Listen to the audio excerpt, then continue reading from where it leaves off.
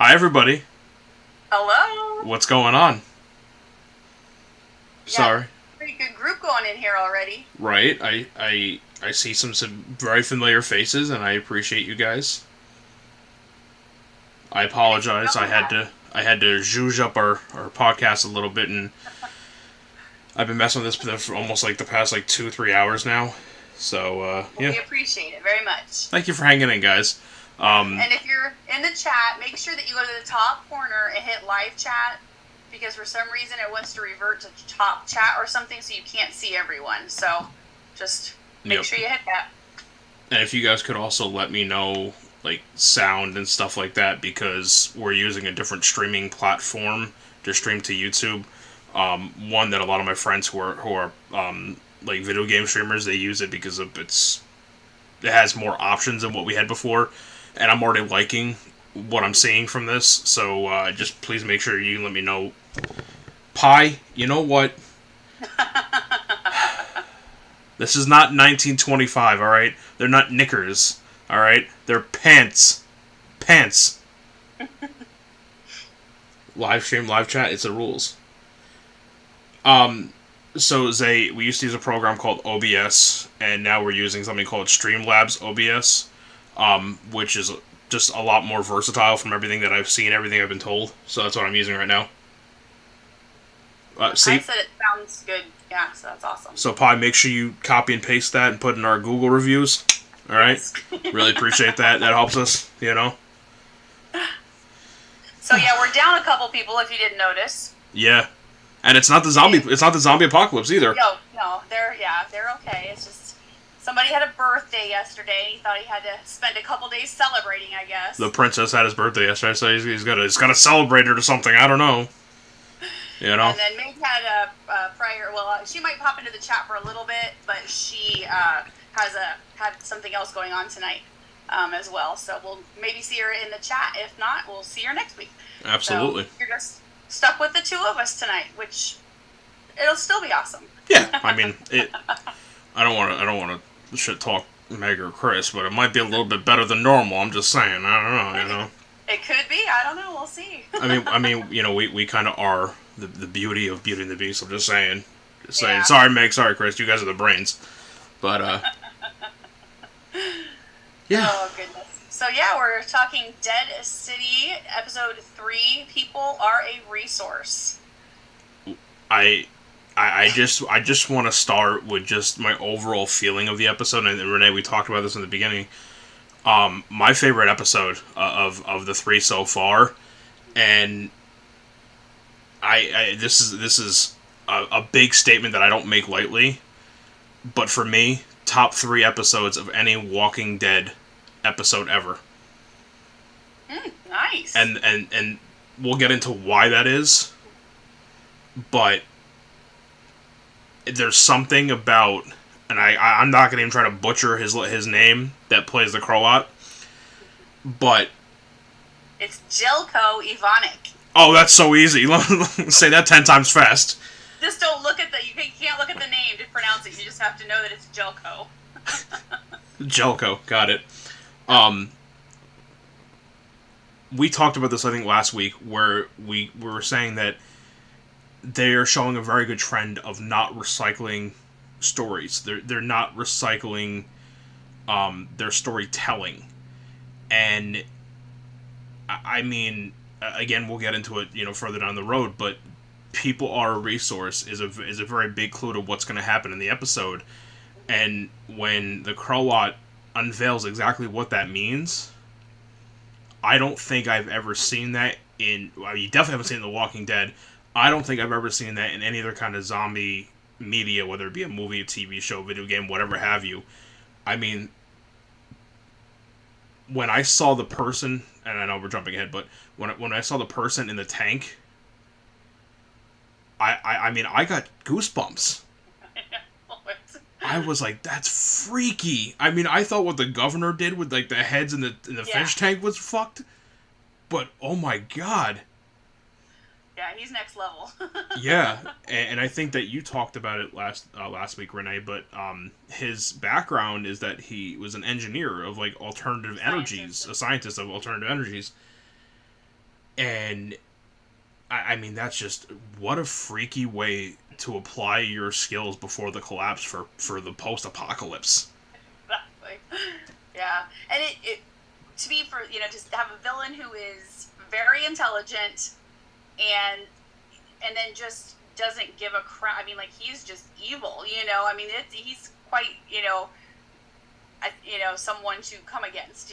Yeah, I think that what makes him creepier is the fact that he's unpredictable. Yeah. You don't know what he's going to do from moment to moment. When that guy was running from him in episode 1? Mm-hmm. And he cut the line. I mean, that I didn't expect that. Nope. I honestly thought, like, okay, maybe he's gonna, like, shoot him, or he's gonna, like, tell his guys, like, well, what are you waiting for? Go after him. And he was just like, no, let me cut the line real quick. And I mean, everything that he's done up to this point that we've seen has been so unpredictable. And I'm that kind of person that I will sit there, and when I watch a show, I'm like, oh, this is what's gonna happen, and then it happens, and people can't tolerate me because of that. Because I'm like, it's like so. I want that surprise. I want that mystery, and this is the first time I felt that in a long time from The Walking Dead. Yeah, and I think, and I've said this on this podcast, and I've said it on Screens and Focus because I've been serving as a guest on hers. Yeah. I feel that a lot of the reason that Dead City is over and above the best spinoff to come out of the Walking Dead universe so far is because Jeffrey Dean Morgan and Lauren Cohen are executive producers.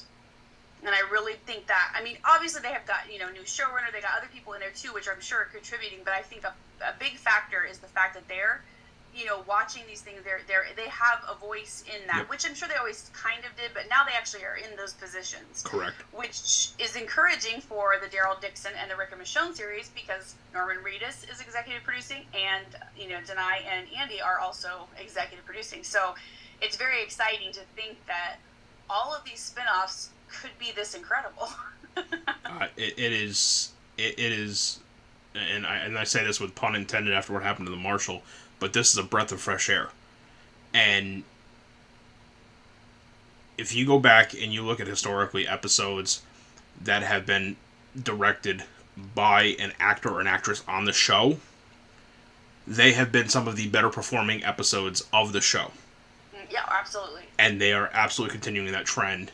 And, I mean, you talk about the on-screen and off-screen chemistry between Lauren Cohen and Jeffrey Dean Morgan. It is insane. So I feel like when you add that chemistry and you add that, like, that synergy to directing, I mean, the sky's the limit at that point. Especially because we talked about it last week, and I think it was either you or Meg had said Lauren Cohen or Jeffrey Dean Morgan could sit there and say, Maggie would never say that. Negan would never do that. This is how he would do it. And I feel like truly, just from watching it, that they are given those liberties. They are given that freedom because they have proven themselves. They are who they are. They've established themselves within The Walking Dead, that they get that leniency that I don't know that other actors or actresses would necessarily get. To answer Zay's question, my favorite scene of the episode was the reveal of the person in the tank and the Marshal in the UFC fighting ring in the octagon. Yeah. I don't know what about it. I mean, like I said, maybe just like the mystery of it all. I didn't expect to see a person sitting in a bluish green tank, and then having the hose come out of the tank with the methane gas, and having that put on the Marshal, and the effects of the methane gas like screwing with him physically. I didn't expect that. I know. And the feeling that I got when when the Croat was in front of his people and he was like, people are a resource, and our brother, he'll serve us, in death and whatever the hell. When he said that, it so reminded me of Negan coming out of the RV for the first time and seeing him grandstanding for his people in front of Rick and his people. And it just reminded me of that, and like I felt like there was a lot of parallels there, but like again, Negan was like here, and the Croat's like up here. You know what I mean? He took it to another level. Yeah.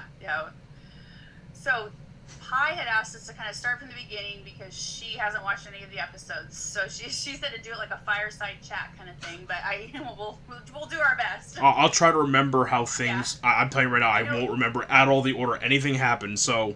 But we'll get the stories in there. So it did start out. I remember it did start with the backstory with Negan and Jenny. Yeah. So So Negan has this charge named Jenny, a little girl, and she's probably, I don't know what, 12-ish? Yeah, probably preteen. Yeah. And her father was killed, and she found him reanimated and everything. And then for some reason, we haven't gotten that information yet, she latched on to Negan, and so he's been kind of taking care of her. So in this episode, we did get a little backstory. Like, she's mute, she won't talk now since her, the whole trauma with her father. And Negan was trying to, help her understand that she needs to start vocalizing so he can, if she needs help, she can call out and things like that. Yep. And so it was just a really interesting backstory to learn a little bit about them. They did say that Ginny was from Oceanside, and we're all questioning that because it's very odd. It doesn't make any sense. Mm-hmm. So we talked about that last week, but we're all very confused. And Ryan brought up a great point in the pre-show that, Maggie was a leader of, like, Oceanside looked to Maggie for leadership, and they did what Maggie did. Rachel agreed to things because Maggie. So how does Maggie not know who Ginny is? If she, would have been, anyway. So there's a lot of questions with that. And it's confusing too, because even if Ginny, we thought that Negan was hiding something, that he was saying that she was from Oceanside to protect her from something or someone. And even if that was true, when Negan told Maggie that Ginny was from Oceanside, don't you think that Maggie at that point would go, I've never seen her before. Like, who the fuck is this? Yeah. But that didn't happen. Yeah. So it's, And the only other thing I can think is if Negan didn't say it. It was the teacher that said it. When he introduced her, he said she's from Oceanside. And I think Meg might have mentioned this, that maybe they did it so that she would be familiar, like, oh, we know of that place. Or, you know what I mean? It is. It's just completely odd and doesn't really, right now it doesn't make, it doesn't make any sense. But anyway, so then they had put Ginny in the new Hilltop. So Hilltop had to move because it just couldn't be repaired. So they're at this new place. Comicbook.com has called it the Bricks, and that's the only place I've heard it called that, but it is an old brick factory, is where they're set up. And so they put Ginny there to keep her safe. It's not part of New Babylon, and she's under the care of a character named Nina. And in the night, she takes off, and of course we assume she's headed to Manhattan, and yes, that's where she's headed. She's headed to find Negan. So that was, where that part of it, that was where part of it, or her part of the story was at the beginning then. Yep. And then we see Negan and Maggie with the new group called the Tribes People. So it's a group of native New Yorkers, and the Croat, as you probably started to hear, is the bad guy, the villain, and he is a former savior, and he is against the Tribes People. So the Tribes People and the Croats people, and his Barazi is what he calls them, brothers, are at odds. So of course the Tribes People are willing to help Maggie and Negan try to rescue Herschel from the Croat. We even found out that Tommaso, whatever his name is, with the Tribes People, that he was actually captured by the Croat at one point, and that he's the only person that they know of that has escaped successfully from the Croat, which I think is going to be a very interesting piece of information that's going to have some bearing at some point. Mm-hmm. Because if that was the case, knowing what little we know about the Croat right now, do you think he'd let that go? Why wouldn't he? I mean, if not for pure appearances alone, as to not appear weak, why would he not be hunting Tommaso, whatever his name is, harder than just what we've seen so far? I mean, then again, it makes the assumption, it begs the question of, when did he escape? Did he escape 2 days before Maggie, Yeah. and Negan Yeah. got there, or was it 2 years ago? Who knows? But my point being is, if you want to be a leader who is supposed to be this fair but also hard-handed dictator almost, you don't want to show strength. All right, so show weakness. You want to show strength. So you're just going to allow somebody who escaped from you to just escape and tell people that he escaped from you? Like, I don't know. I mean, I feel like I'd put every resource I could into killing this guy, just for pure principle alone. Yeah, unless the other thing, it could be just because the tribespeople aren't that big, and his Yeah. Barazi is huge. Yeah. So I wonder if he just thinks, oh well, they're not. One more Yeah. guy on their team isn't really gonna do much for them. Maybe it's below me. Maybe. That's kind of I feel like kind of think like that's kind of a Negan thing. Yeah. Whatever. Yeah. Not enough to worry about. So so they do learn that. So the tribespeople learn that Negan and the Croat were in league together at one time. Yep.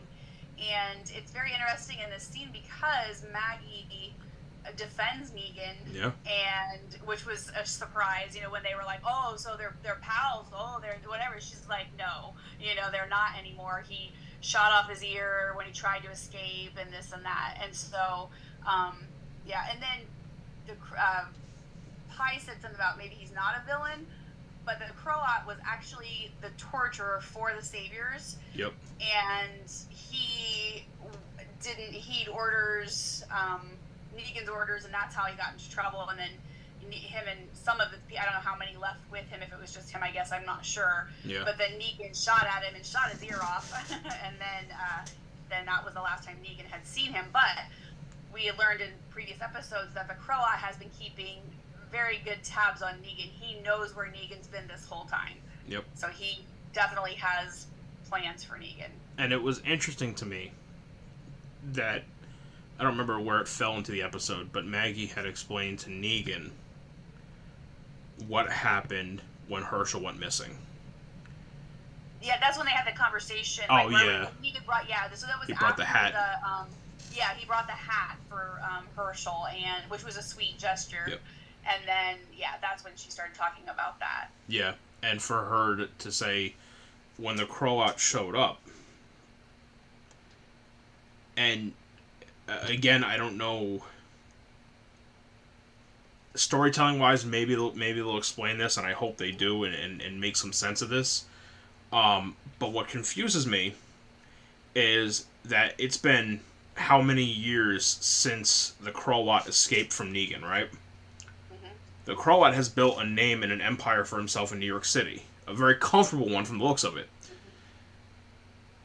What would have forced the Croat to leave the comfort of New York City, go to I'm assuming Alexandria?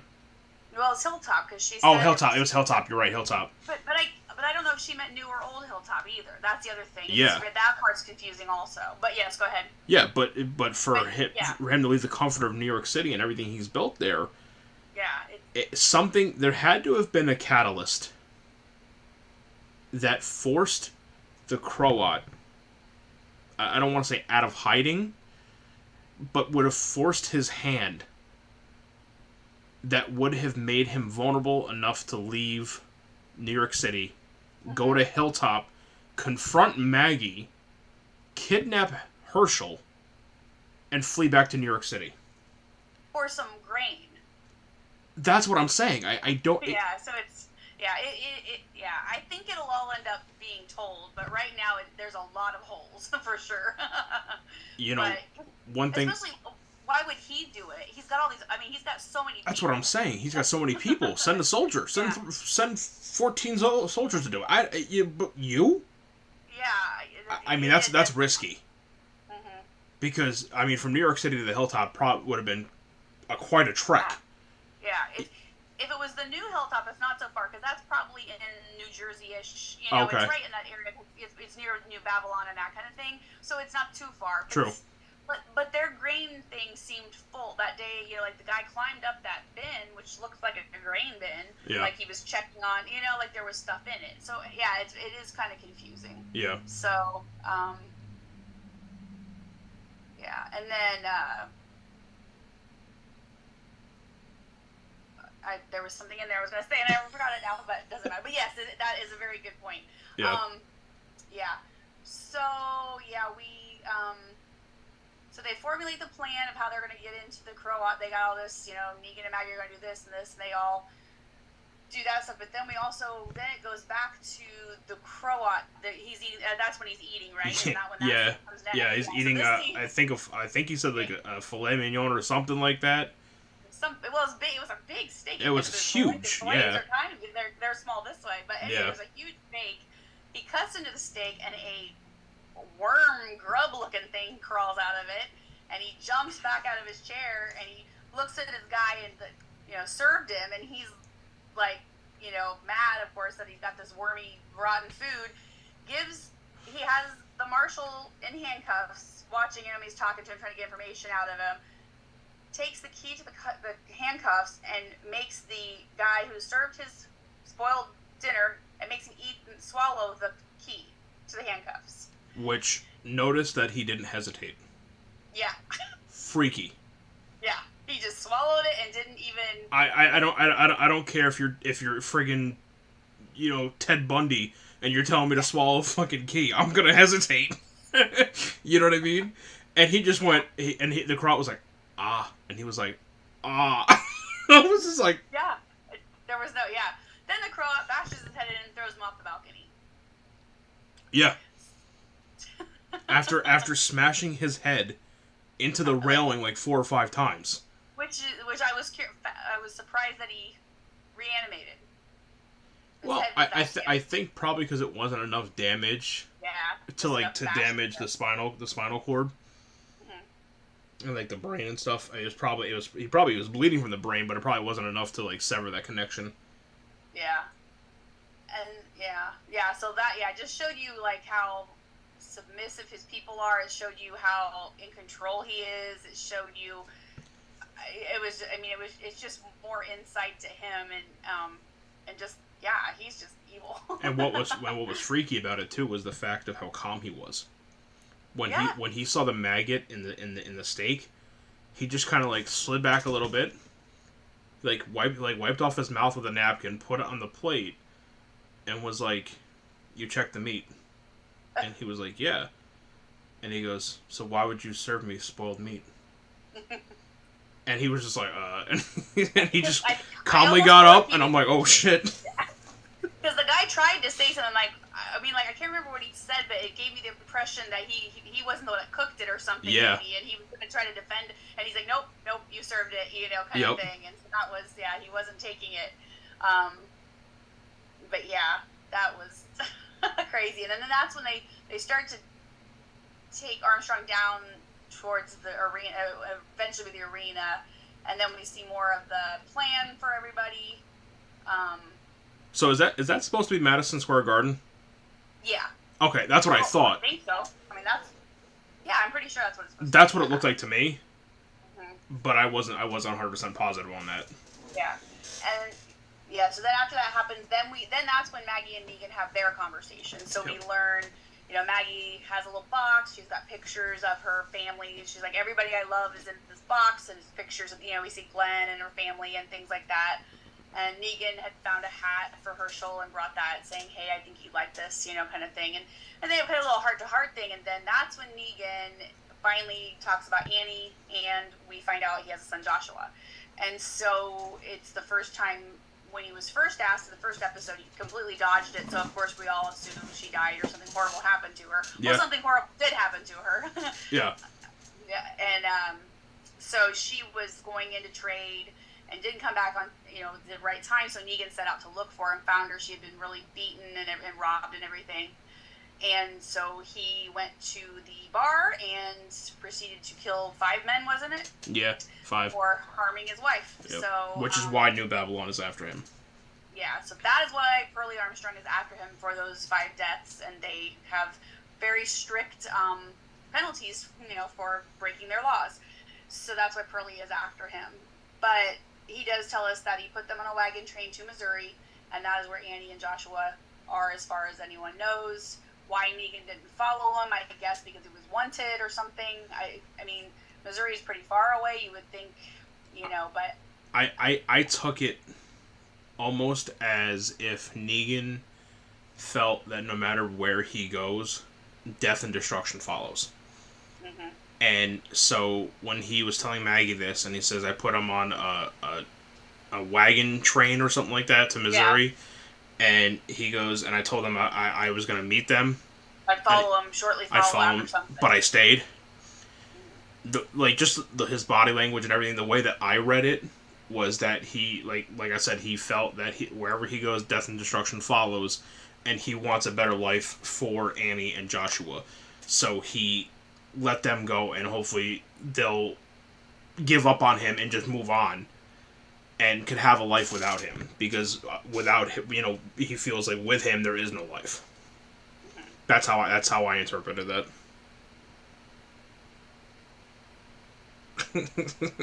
Well, Pi, at this point, I think Joshua's a little bit older than diapers, I think. Yeah, that's what I just said. I don't think he knows that, though. That's why I said a child's probably between 3 and 5 years old, depending on the time, because the timeline, we haven't gotten, a lot of the, information. Actually, we've gotten a lot of conflicting. Yes, exactly. Everybody's saying something different, so there's a thing there. But yeah, so it was a great conversation between the two of them, and it was just and it was great to hear. We may never hear another thing about Annie and Joshua, but at least we know she didn't. At least they just didn't let that story drop. Because I felt like they let it drop in The Walking Dead because they, we're running out of time. They had so much to do, but yeah, I feel like that was at least something we got to learn. Not that it was. Yeah. And it was cool that if we can't have Annie and Joshua be a part of Negan's life, that he has someone like Jenny. And you saw that in the way that he kind of, in the flashbacks, you saw him opening up to her. And at a certain point, he goes, look, he's like, I tell you this stuff because I want to protect you. I don't want you to get hurt. And you see him softening up right in front of our eyes. And especially because, in the beginning, when you see the flashbacks, you kind of see, what looks like the hard-ass Negan that we're used to, where he's, yelling at a child, And then you see him softening up, and you start to realize that, maybe he's seeing Ginny as his way of redeeming what he couldn't do for Annie and Joshua. And he's trying to find that redemption through Ginny. I'm listening. I'm just answering a question. And Takira was asking with Negan's story. He says about 12 or 15 years ago when they were talking about that, and so I took it as they were talking about the formation of the saviors. Yeah. Because I guess I read. I mean, do you know for sure? Did Negan start the saviors, or did someone else and then he overthrew them? See, because I've read two different things. From The Walking Dead, let's go back to The Walking Dead itself. I thought he founded the Saviors. Mm-hmm. So did I. The way that he makes it sound in Dead City is that somebody else was ruling the Saviors and he took over.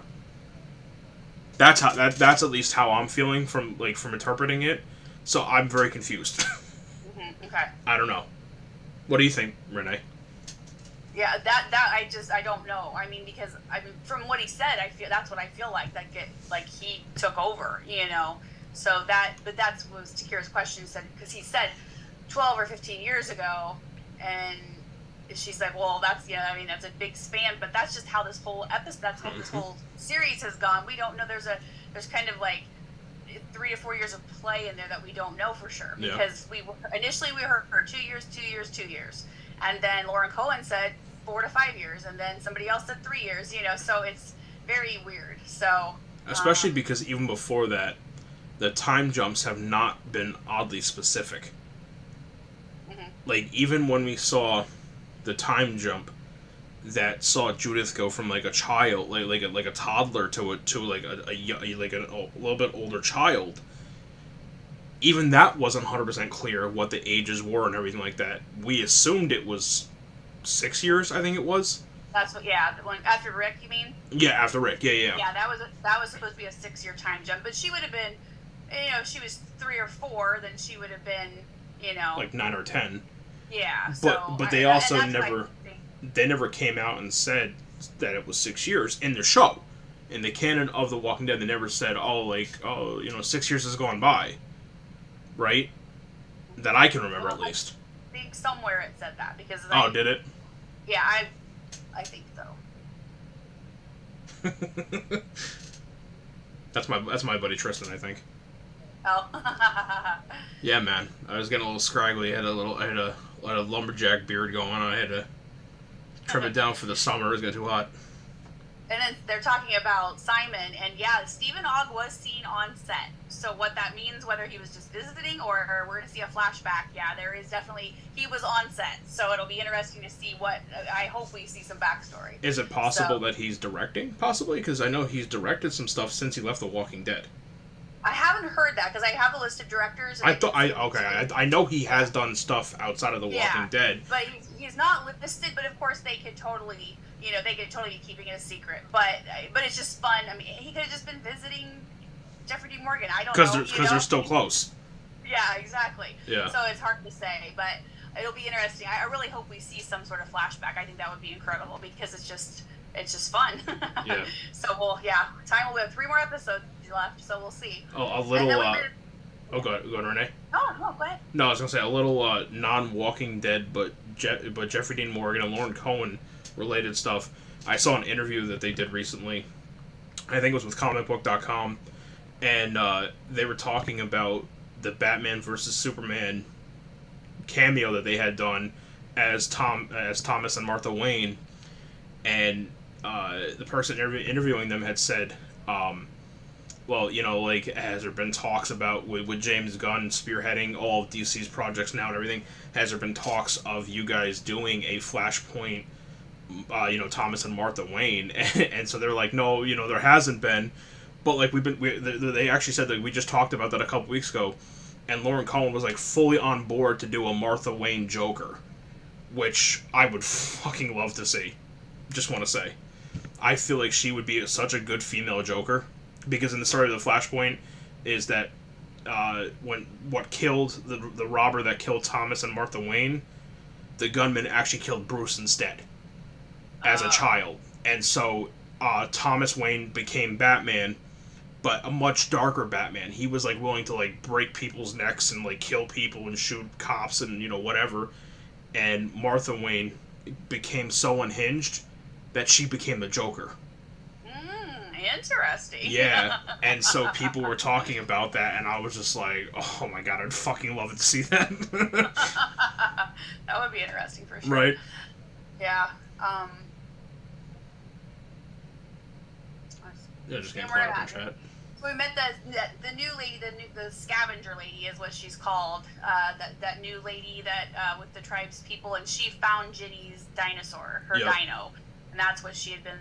Yeah, she's been looking for that. It's her little stuffy that she carries and things. So we meet the new scavenger lady, and Ginny's watching her. Ginny's in the city now, and she's very stealthy, and she's sneaks around, and so it's very interesting. I know we kind of went past this a little bit. Yeah. But can we talk about the fucking cooler kayak? Oh gosh, that was ridiculous. There's our grind our guts moment. The first thought I had was, well, now we know how Daryl got to France. He just found a really big cooler. He just grabbed an Arctic cooler and a 2x4 and just paddled his way to France. We need to Photoshop that. Oh my gosh, I'm gonna Photoshop Ginny out of the cooler, put Daryl in the cooler. see if you could Photoshop like the front, Paris landscape instead of like New York City landscape. Jesus Christ. But yeah, that was kind of crazy. So yeah, that's hilarious. So, and yeah, they're talking about. Well, so someone had asked about if Dead City was supposed to be a season 2. They were supposed to get the season 2. They were supposed to start filming by the end of the year, but then with the writers' strike, we don't know. And then someone said something about it didn't seem to affect The Walking Dead. Well, not Daryl Dixon, because those are French writers, yeah. So they're not in the same, Writers Guild. Yeah. Right. Thank you, Writers Guild. But luckily, but Dead City would definitely be affected, and nothing, everything else was kind of done. So Dead City, they're supposed, and maybe they started writing it. They possibly could have. It just depends, because they had to freeze everything when the strike started. So anything written before that, they are able to start doing production. But that seems pretty far in advance to have. If they weren't going to film until the end of the year, it might have been too soon to get much written, unless they had been working on it. It's just hard to say. So I guess only time will tell. But the girl who plays Ginny in an interview, she said that she was, listing all her projects for this year, and she was going to be returning to New York before the end of the year to start filming Dead City, the second season of Dead City. Which, by the way, props to AMC for hiring French writers for that. I think that's a very cool thing. They could have very easily had their own writers, but to have French writers is a very cool touch. Yeah. And a lot of French actors as well, which, is just going to give that whole, because they're saying that this is going to, like, if there was like a standalone kind of thing, the Daryl Dixon series would be that series that would feel like a standalone kind of thing. So it's kind of nice to have, the French writers, all these different, people involved. And they still have enough Walking Dead people involved to keep it Walking Dead as well. Yep. So, So anyway, back to, I was just trying to answer those questions. So then they had that weird little ritual thing, the tribes people, when they were eating. Yeah. So I'm like, they didn't really, did you feel like they explained what they were doing? So they didn't explain it. So this is just purely my interpretation. Mm-hmm. The humming, I don't understand. I'm not going to even attempt to fucking unearth that. It reminded me of The Hobbit when they were singing when all the elves were in Bilbo's house. Yeah. The trinkets though, the only thing that I could think of is it's a personal effect that is like their most prized possession that they have on them. Okay. And that's why Maggie pulled out the drawing that Herschel had done, because that was, I think, one of the last things that she has a memory of him before he was kidnapped. Mm-hmm. And so I think that's where they were going with that. Yeah, it was just, I don't know. It just was odd. I don't know. It was an odd ritual for sure. Yeah, I guess I just wish they would have maybe said, okay, this is what we do, or kind of explain it to me. Yeah. But anyway, and I think we forgot to say, or did we say anything? Yeah, we did say that about Maggie and Herschel having some issues, right? We said that. You said that, didn't you? Okay. Yep. I just was making sure that Pi knew that. So. Yeah. Anyway. Yeah. So typical teenager stuff. Herschel, is going through his teenager angst. And Maggie made a point to tell Negan when they were sitting down after Negan had brought her the hat, that I'm pretty sure I could have told him to go left and he would have gone right, and just to spite me. And I mean that's human condition. That's teenagers for you. You're gonna tell your teenager not to do something, they'll do it just to spite you. Even in an apocalypse, That's all that was. Yeah. Yeah. Okay. So then, they did the ritual 8, and then Eliza just pops in the shot. Eliza! So then this is when the crowd starts getting his crowd all wound up, and I feel like he learned a lot of his showmanship from Negan. He was very Negan, like you said that, kind of very Negan-esque, how he was trying to get him all wound up and get him excited. Oh, your brother, he's here in his tank, and he's, in death, he's still giving us, the resources, because people are a resource, fitting that title in there and everything. And then, you want to go into the fight scene then? Because that was cool as crap. Yeah, no, I mean, that was like from the start where you talked about with him doing his showmanship and everything, into the actual octagon, the UFC octagon, which is badass. I mean, the first thing that we see is that Marshall is dragged into the octagon, and there's a large metal pole in the middle that goes up pretty high so that you wouldn't be able to just slide through it, and he's handcuffed around the pole, and through the door comes the guy who the Croat had killed for having the maggot, the worm, the grub in the steak, the one who had swallowed the handcuff key. And the marshal, he has this look on his face because, he just inhaled methane. So he had an oxygen mask that was put on him by the Croat, that was directly hooked up to the tank where the walker was that was producing the methane. And so when someone is exposed to a lot of methane, it messes with your vision, it messes with your auditory responses and things like that. And so he was kind of like in this like weird little daze. And then once he focuses and he realizes the walker that's walking through and who it is, he kind of like has this like shocked expression on his face, like, oh shit. And he does what I think was actually pretty badass. And he like spins, like he like moves around the pole and like throws the walker, but then comes up behind him and takes the handcuffs and chokes him out so hard that he pops his head off. And he then starts like cutting through the chest cavity, the abdominal region of the walker, searching for the handcuff key. Now, I mean this with every pun intended, but what really grinds my guts about that moment was I was like, do you know how long you'd probably have to search to actually find the key? Your stomach is ridiculously long once it's uncoiled. You would have to literally rip through this guy's stomach and sift through whatever food that he has digesting before he died. It wouldn't have happened that quickly. But I get for dramatic effect why it happened the way it did. He then gets the handcuffs off, and in comes, I think, was it 2 or 3 walkers? I think it was at least 3. I think it was 3.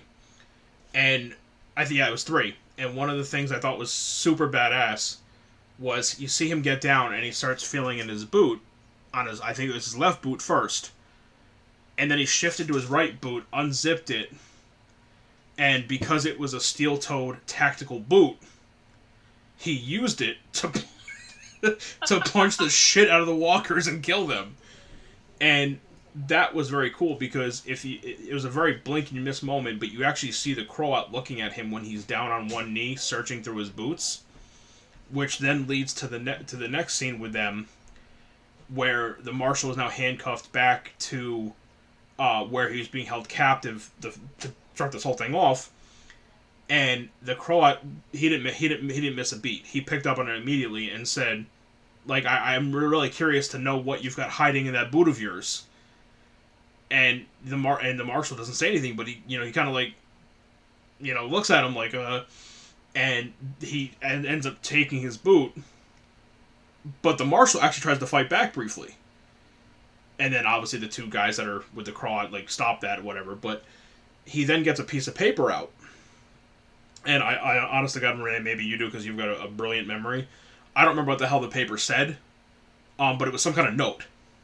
From his brother. I know it was from his brother. I just don't remember exactly what the contents of it was. It was about how he, I feel like it was, it had to be pre-apocalypse because he was talking about leaving messages and things. I feel like his brother was estranged from the family. Maybe he was an addict or something, and how he messed up things and that kind of stuff. And so it was basically this letter that his brother had written him. Yeah. Trying to make amends and say, he said, I left you many messages, you have to call me back, things like that. So I think it was just special to him because that was that. Then, after in the other episode he found his dead brother, or, that his brother was dead, then for sure, then, it just became that much more special. So that's what that was. And then what does he end up, how does he make him, what does he say to him to make him finally confess about Negan? Or was it just because he had the letter? The Croat kept reading the letter, and the first word that the marshal uttered in that episode was, stop. Mm-hmm.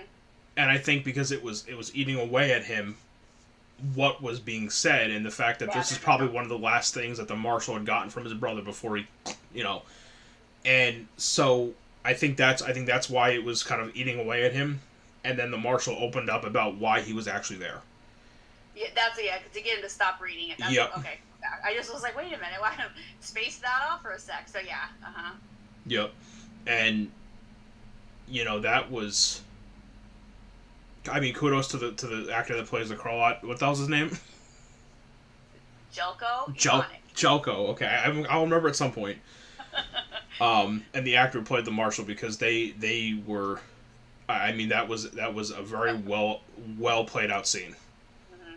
Yeah, Gaius Charles is the actor who plays Pearlie Armstrong. Okay. He's been Friday Night Lights, and he's been on Grey's Anatomy and Yeah. stuff like that. Yep. So, And just but the way that you could see that it was eating away at him as the Croat's reading this was just a testament to like his acting range, because I mean you actually felt like it was like tormenting him, yeah, and like you felt for him, and then that's when he says like no, stop. Like, and he tells him everything, and the minute he says the name Negan, the Croat's face just kind of goes from like a weird like haha like attitude to like to very stonewalled like what. yeah. You know, and did the did the Croat before that moment realize how close Negan was to New York City? I don't think so. I don't think so. He was very surprised. He was taken aback by that. Yeah, like, you know, yeah. So somehow, yeah, I can't figure out with all the people he has how he wouldn't have known. But I mean, and I guess because did the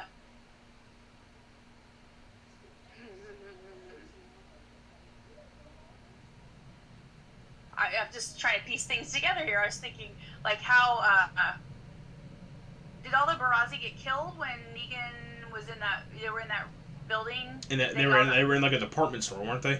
Well, I thought it was a bank. I don't know what it was, but whatever that was, like, it was the tribes people's little home at the time. Yeah. And did they all got killed then, and they couldn't go report? I guess they wouldn't know who he was anyway. I guess Yeah. report back, even if they did escape or whatever. Okay. Yep. So I was just thinking, yeah. So then, so he confesses that Negan's in the city, which the Croat was shocked about, and you know it's definitely a point of interest to him for sure. Yeah. Then, so then that was the end of that part. And then we come on. Negan is in the kitchen trying to find some weapons. So I really wish they would film this darker, though. Don't you think? I think that they could have taken it down like 10 shades, and we would have been chef's kiss.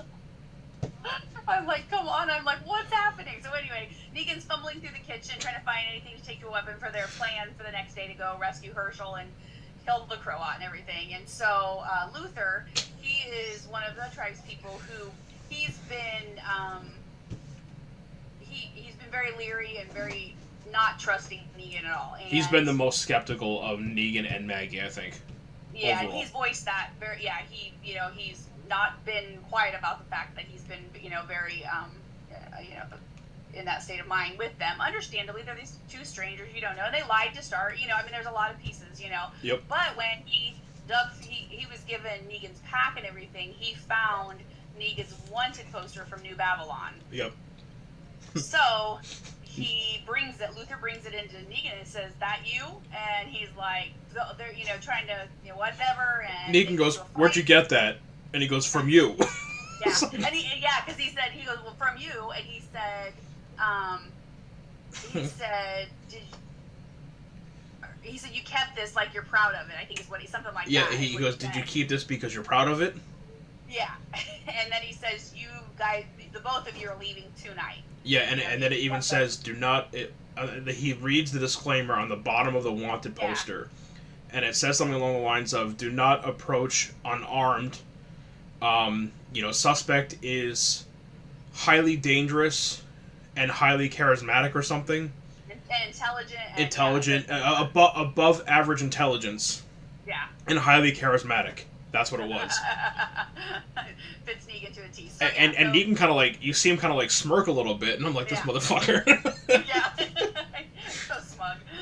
So, Negan gives him a couple opportunities to take, let him stay, kind of trying to make the peace with him, whatever. Luther is a big dude, and he wasn't having it. He's probably looking at Negan thinking, I can take this skinny guy, I can take him down. And they fight. Luther falls back onto an exposed pipe, and it goes into the base of his skull. And so he's laying there twitching, and he's laying there twitching, and Negan puts him out of his misery, and Which, That's the end of which, that. by the way, Luther just conveniently happened to fall, like, right on top of that. Yeah, so there's that. But so Luther's gone now, and so that'll be interesting to see how he solves that one because the trailer shows that they're still helping them. So I'm like, how does he get around this? if But he's if Negan. if I was Negan, what I would do is I would go outside, I'd grab the nearest walker, throw the walker on top of Luther, have the walker absolutely destroying Luther's neck and face and everything,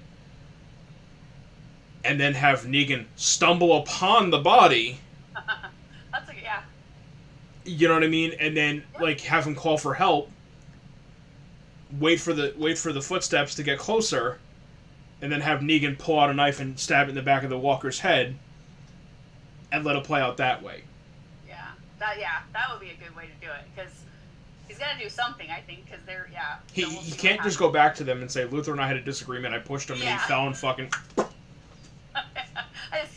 Yeah, it was an accident. Yeah. I swear, I didn't mean to. Hey, trust me. I know we just met a day and a half ago, but just trust me. Yeah. So that happened, and then I think we see a little bit more flashback with Negan and Ginny, and the dino. They found the dino. Then everything gets dark again, and Maggie is out in the alley with. I guess I Yeah.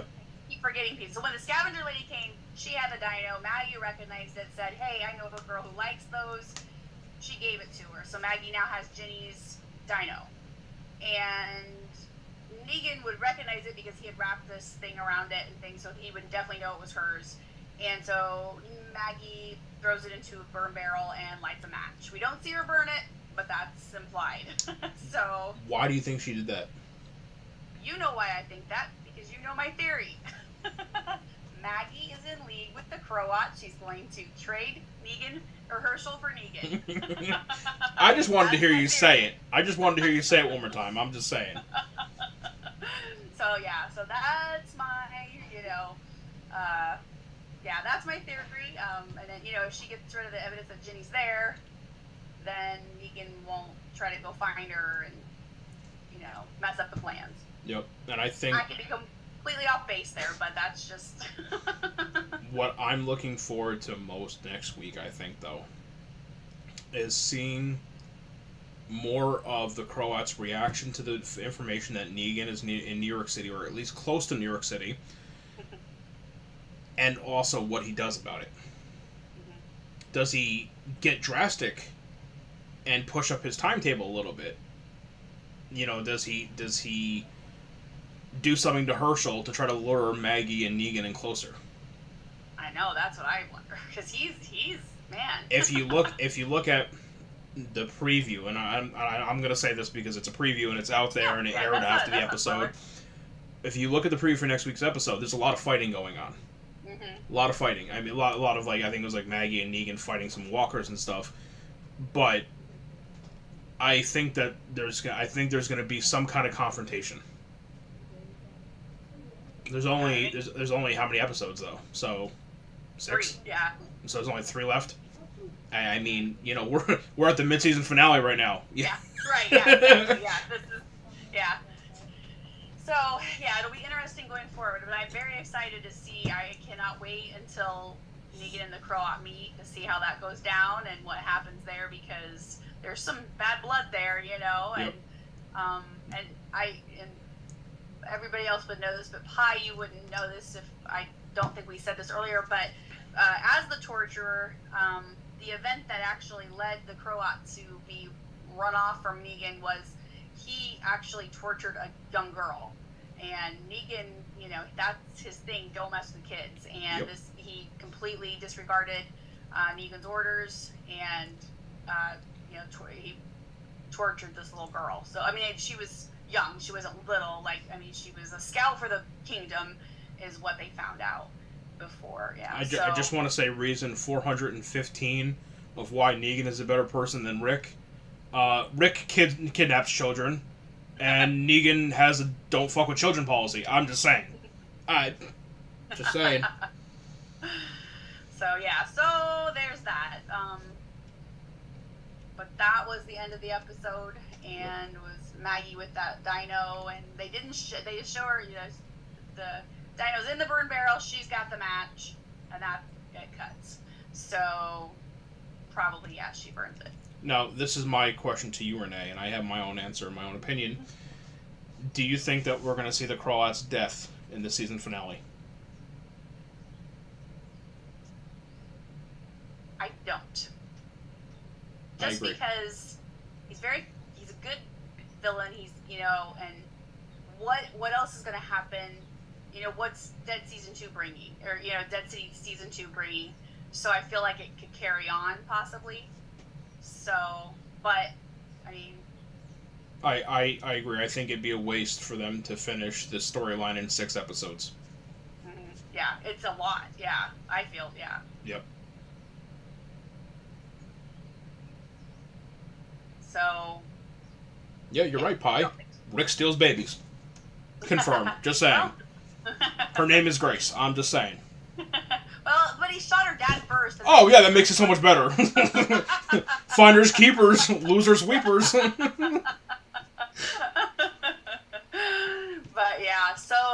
no, I Dead City, I am just so impressed with it. I am so happy with it. I interviewed Charlie Solis, who he was the bartender in episode 1 Oh, with cool. Maggie.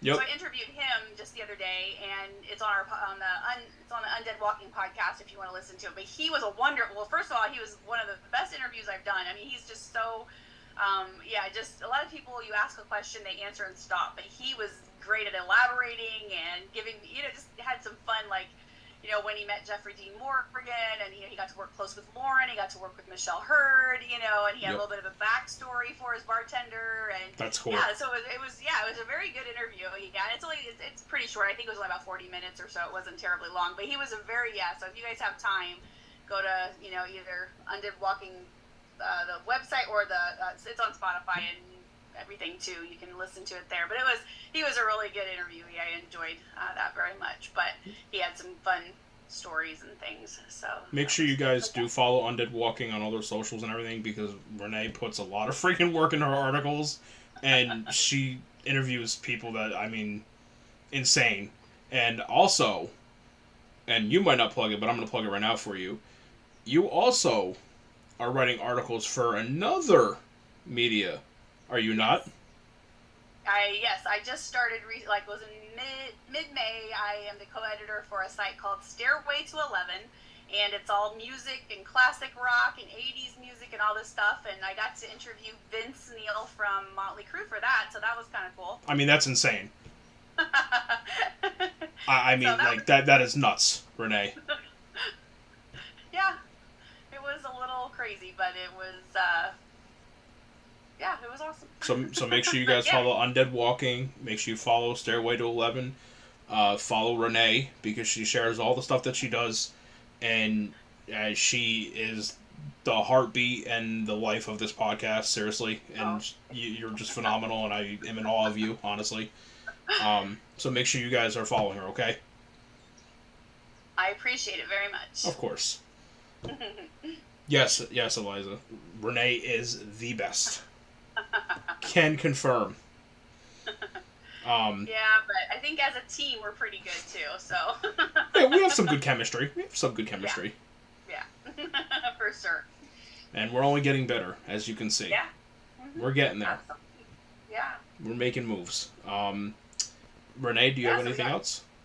I don't. I was trying to think of it because we talked about Daryl's trailer and that, and I don't think. Yeah, and I guess I printed Meg's notes. I'm so sorry. I printed Meg had a couple notes. What did she say here? So the one was interesting. She loves seeing the shot of the unfinished one World Trade Center / Freedom Tower, because it was such an attention to detail, because a lot of shows overlooked that, because it would have been mid-build during this time period, and and then she just enjoying, how we're still learning. We've seen Maggie and Negan on our screens for so long. We're still learning things about them. Yep. And and then I guess we didn't even mention what the two. She has this on here, and I totally didn't even mention the cheese grater. Oh my god. We totally skipped over that. So they missed a golden opportunity when Luther walked in on Negan holding the cheese grater. Luther should have been like, what, do you have some cheese to grate? And then it would have set up perfectly for Negan to use that on him and be like, grate this. Yeah. They missed. They need to call you, Ryan. They need to start writing. So I'm saying. Meg said she will officially never look at a cheese grater the same way again. So anyway, I forgot to read her notes in the thing. So there's Meg's notes. Apologize, Meg. We got on our tangents like usual. Surprise! Renee and Ryan went off on a ramble, and that's where we ended up. So anyway, what I do? Yeah. So we have. Yeah. So the next episode is Everybody Wins a Prize, I believe is what it's called. Yep. And it's actually on AMC Plus. Today's Thursday, right? Yeah. Yes. We're not used to it on Thursday, but yeah, it's actually on AMC Plus right now, or Sunday it will be on AMC. And we will be back next week to discuss it. Eliza, Pi said great jokes. Eliza, what is your question? What question? In the chat, Eliza. Do you guys think it was the Ferals or Terminus? What? What was?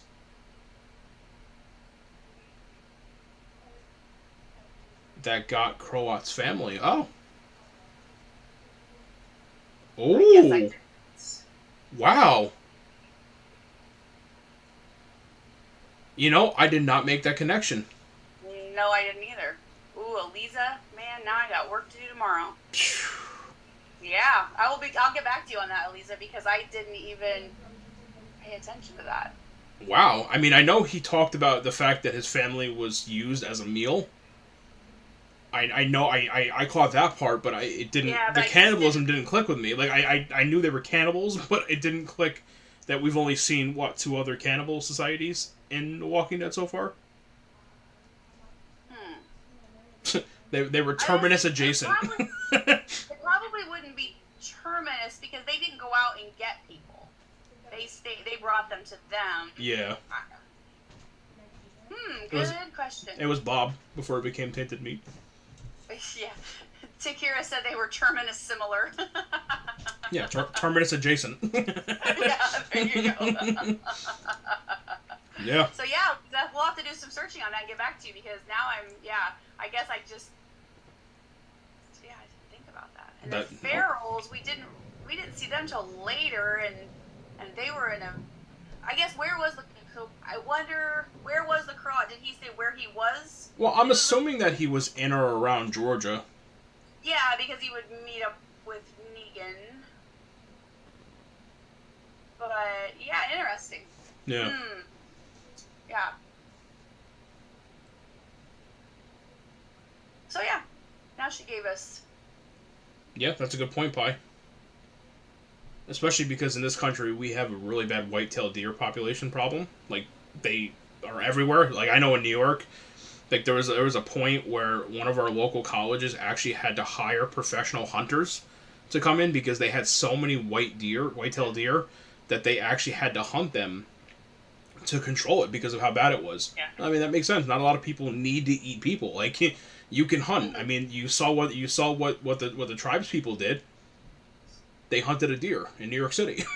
Yeah. That's a good point, Lisa. I didn't even think about that. Yeah, I was looking to see. So, yeah, I was looking in some of the notes to see, but I don't see like where they were living at that time because I don't think he really said. But yeah, interesting. So I wonder if it's just another group. I don't know. Huh. Yeah. Well, now we got something to think on. All right. We will we'll report back if there's any more information on that next week. Yeah. All right, guys. I think that's it for tonight. And I say we, but it's Renee because, again, the brain's the operation here. We'll post on social when we talk to our other halves and figure out when we're gonna go live next week. But we will let you guys know in advance, and hopefully next week, what you see of these changes to our podcast, it will only get better from here. So yeah, that's all I got. Renee, any closing sentiments? And I just appreciate you all very much. So glad you stayed with us, and we always love it that you're so active in the chat with us. We really appreciate it. Absolutely. Thank you for coming, guys. Really Yep. appreciate you. Yep. All right. Love you guys. Have a good night, guys.